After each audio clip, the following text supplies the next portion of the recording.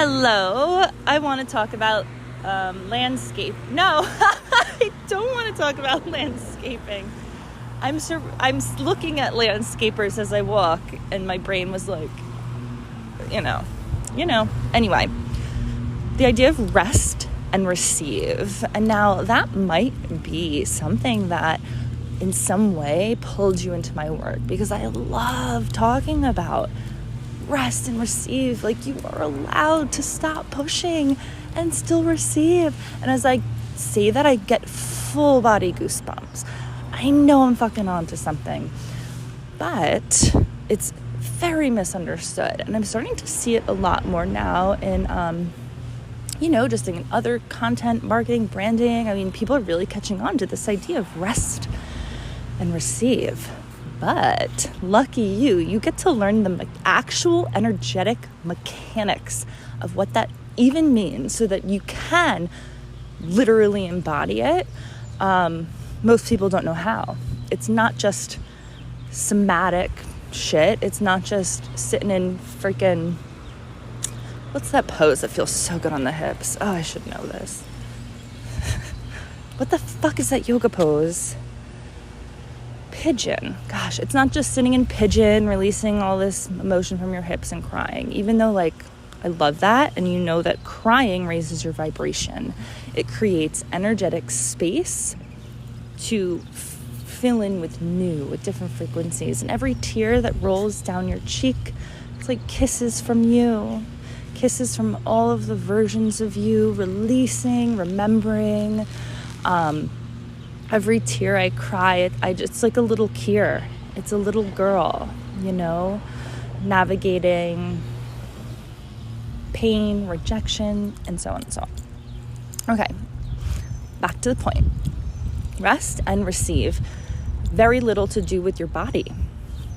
You know, and I know, that you can be laying in bed all day and not resting, right?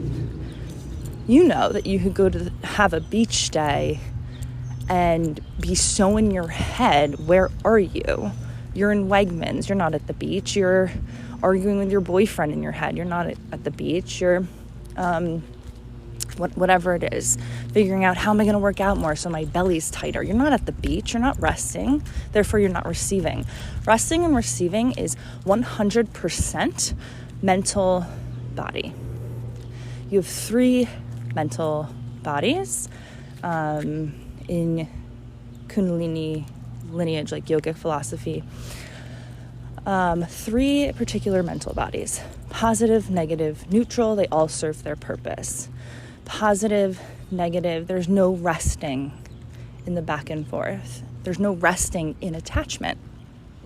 Your mental body does not rest in attachment. It rests in neutral. So when you are laying in bed and you're like, okay, bitches, I'm going to rest. I'm going to receive. I'm just going to lay here. If you don't believe, like, if you were just so in your head, figuring everything out still, trying to control everything, that's what's firing out. There's no rest happening in your electromagnetic field.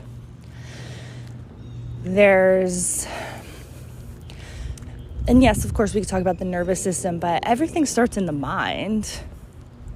The mental body, essentially, it's the first place to address, because if the mind is stressed, your body is not going to find rest.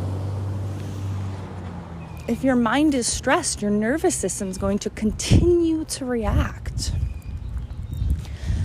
Every thought pattern you have, it calls in emotional patterns that resonate with it, that are similar patterning. Hence, like, every thought can come with this whole emotional upheaval, and then you have all of these stories in your head. So that is not resting. Resting is neutrality. Resting is releasing the control that your mind believes it needs to shape the reality you want. Resting is pulling back all of those things firing off your brain into your aura. I could be walking and fully rested because I'm 100% focused on the mantra, the neutral mind. I'm strengthening my neutral mind. That is rest. How often do you actually rest and receive throughout the day? Doesn't count, just like, going to a yoga. I mean, yes, going to a yoga class is absolutely great, obviously. But again, if you're not locking in the meditation aspects, the pranayama, then the asana, it's half-baked, baby. So resting and receiving. What in your mind can you give a rest? That phrase, it's like, give it a rest. Okay, what are you trying to figure it out? Can you give it a rest? That's what transforms it. Because when we're in neutrality, we receive different frequencies of energy. All the thought patterns that you have, the activating thoughts, the figuring out thoughts, they hold a specific vibrational pattern. There's an upper limit. It can only go so far. It can only expand so much. Neutrality, infinite. So imagine releasing the control in your mind, allowing a little more space and seeing what happens. I mean, that's exactly what you're doing. I've been getting some DMs from y'all. I know some of y'all are a little shy, still in the Telegram group to celebrate. But some very real, magical celebrations happening. And I want to encourage you to celebrate with everyone. We're all in different places. We're all going to be celebrating different things and having different experiences. But the reason that so often when you start having a meditation practice so focused on the energetics, so focused on the neutral mind, like Kundalini, it's like the patterns on your aura change so fast because you've never actually rested. Your mind hasn't actually rested.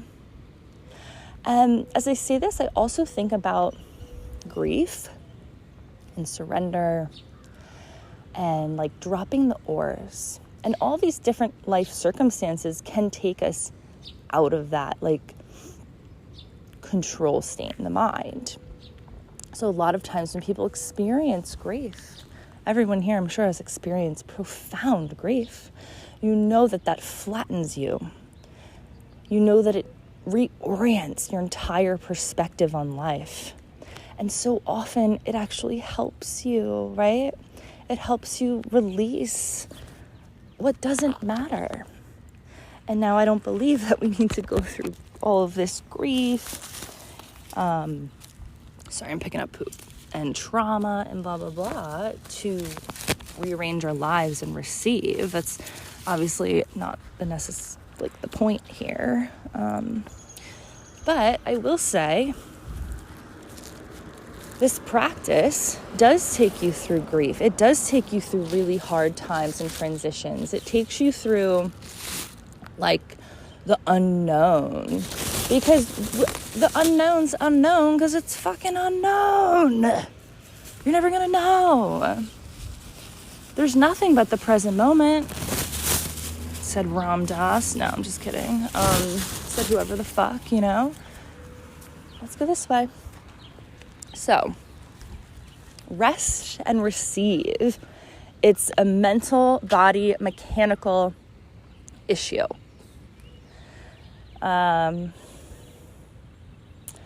It's not just a fun phrase. It's not just smoke weed and lay on the beach. That wouldn't work if I wasn't doing my Kundalini, if I wasn't really locking in the discipline aspects that allow the rest and receive. You're probably feeling it by now that like it's kind of hard to do Kundalini every day. Like 11 minutes a day for 11 days. It's pretty easy we'll do it, and it's easy to skip. It's easy to say, It's easy to put it off. It's easy to say, yeah, I don't know if it's actually working. Yeah, the logical mind, the finite mind, it's been running the show. You think it's going to give up territory easily all the time? Mm-mm. But if you're looking around at your life from the inside out and you're like, damn, I just want to feel different. I want to feel better, more open, stronger. I want to feel that connection with my physical reality and really understand experientially with evidence that my inner shifts shift my outer world. And I always have this in my pocket. That's what you're here for. And I'm excited for you. And I'm thankful for you. And I'm thankful for this practice.